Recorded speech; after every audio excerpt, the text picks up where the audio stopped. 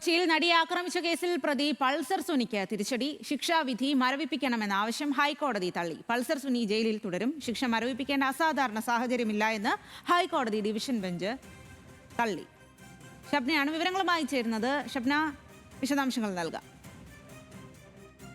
സ്വാതി, നടിയെ ആക്രമിച്ച കേസുമായി ബന്ധപ്പെട്ട് ശിക്ഷിക്കപ്പെട്ട് ജയിലിൽ കഴിയുന്ന പൾസർ സുനി ശിക്ഷാവിധി മരവിപ്പിച്ച് ജാമ്യം അനുവദിക്കണം എന്ന ആവശ്യമായിരുന്നു ഉന്നയിച്ചിരുന്നത്.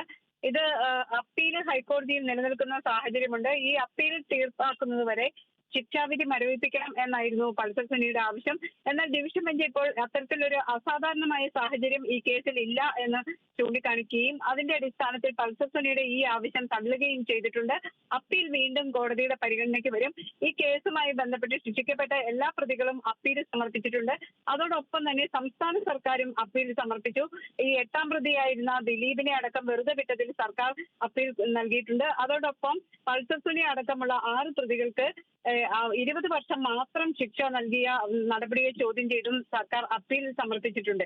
ഈ അപ്പീലുകളും കോടതിയുടെ പരിഗണനയിലുണ്ട്. അപ്പീലുകൾ വീണ്ടും പിന്നീട് പരിശോധിക്കും, കോടതി പരിഗണിക്കും. പക്ഷേ ശിക്ഷാവിധി മരവിപ്പിക്കണം എന്നൊരാവശ്യം അത് അനുവദിക്കാനാവില്ല എന്നാണ് കോടതി വ്യക്തമാക്കിയിട്ടുള്ളത്. കാരണം അപ്പീൽ തീർപ്പാക്കുന്നതുവരെ കാലതാമസമുണ്ടാകും. ഈ കേസിൽ വിചാരണ കോടതി കൃത്യമായ തെളിവുകളുടെ അടിസ്ഥാനത്തിലല്ല തന്നെ ശിക്ഷിച്ചത്.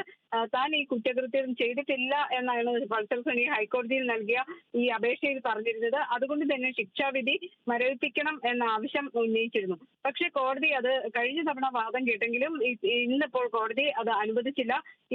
ഈ ഒരു ആവശ്യം തള്ളിയിട്ടുണ്ട്. പക്ഷേ അപ്പീൽ പിന്നീട് വീണ്ടും പരിഗണിക്കും.